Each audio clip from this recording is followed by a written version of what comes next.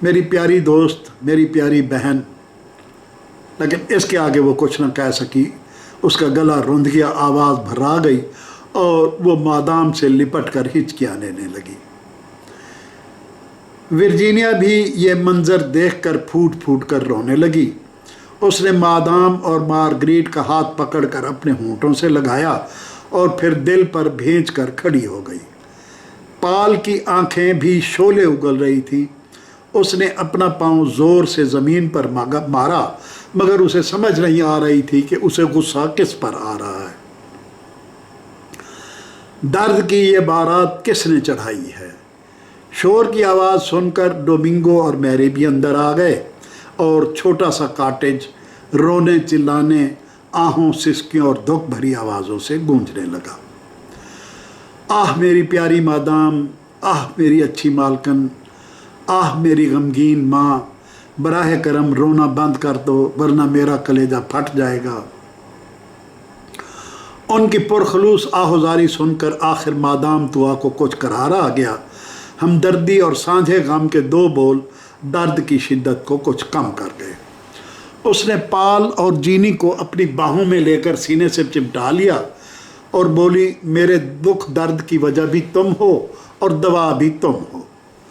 हाँ प्यारे बच्चों, बदकिस्मती मेरी तरफ घूरे जा रही है, मगर दूर दूर से, लेकिन मेरी खुशियों ने मुझे करीब से बाहों में घेरा हुआ है। पाल और जीनी को उसकी बात बिल्कुल समझ नहीं आई, मगर जब उन्होंने देखा कि अब वो पुरसकून हो गई है तो उनका दिल भी मुतमैन हो गया।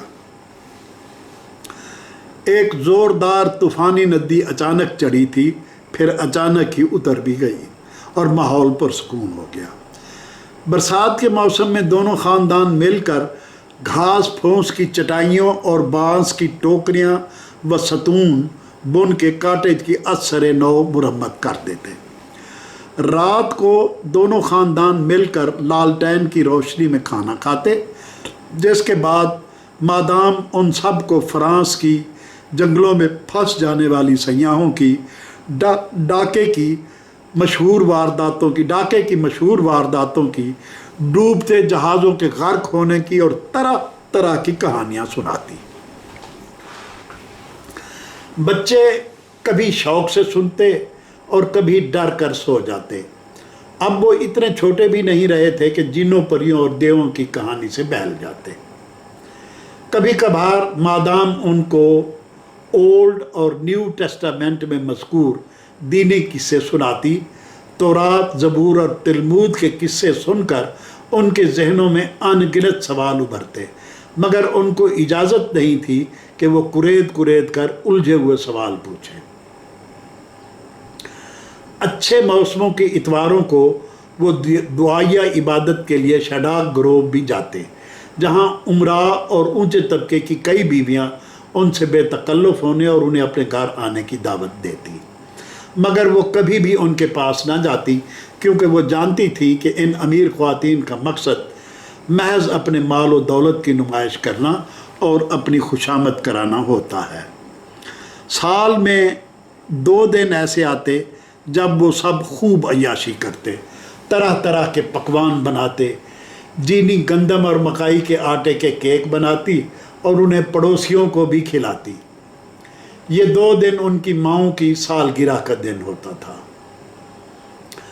जब पाल काम करने से थका हारा घर आता और जीनी अकेली होती, तो वो उसे ये ज़रूर बावर कराता कि जब मैं थकन से निढाल होता हूँ तो तुम्हारी एक दीद मुझे ताज़ा दम कर देती है।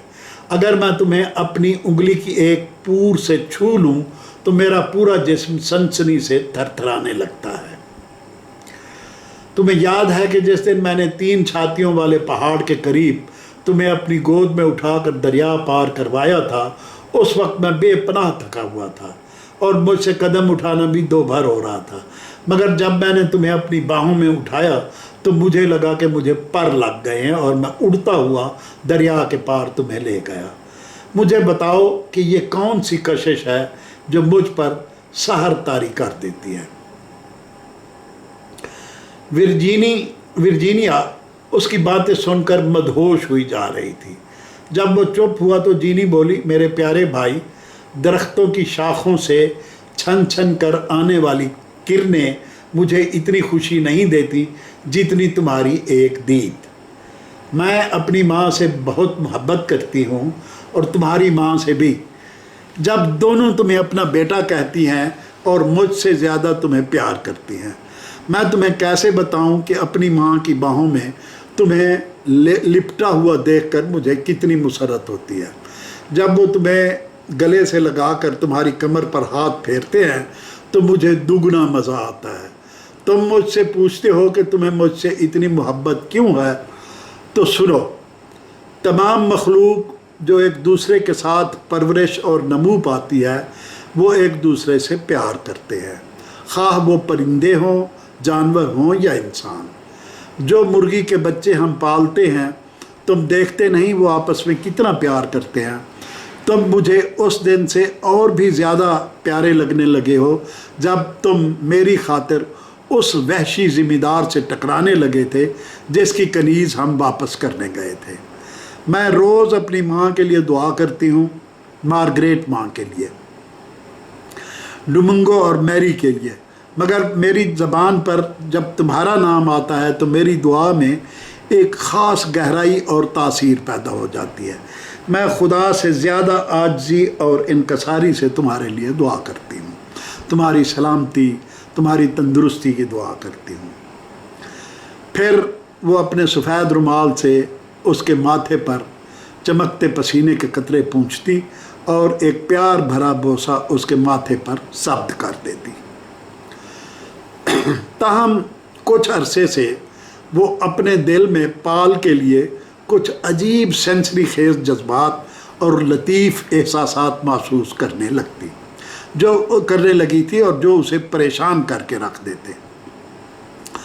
उसकी खूबसूरत आँखों की चमक जैसे बुझ जाती, उसके गुलाबी गालों की ताजगी, उसके मिजाज की शगुफ्तगी, कलांचे भरती टांगों की फुर्ती, चेहरे की रौनक और होंठों की दिलफरेब मुस्कुराहट जैसे कहीं खो गई थी।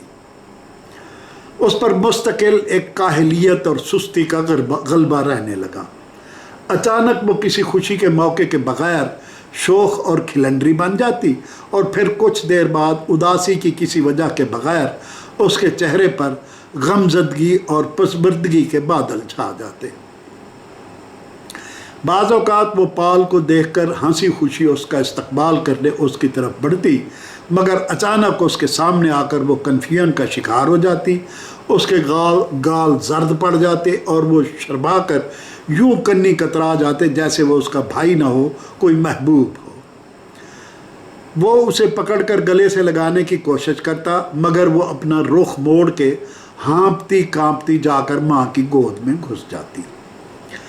भाई का छूना उसके दिल में हलचल मचा देता था।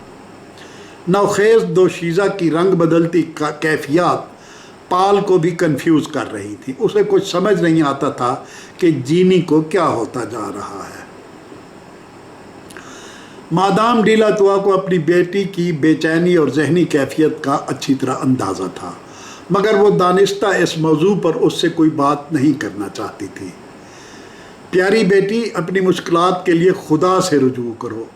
वो हमारी अगली दायमी ज़िंदगी की आसाइश के लिए इस दुनिया में हमारी आजमाइश करता है।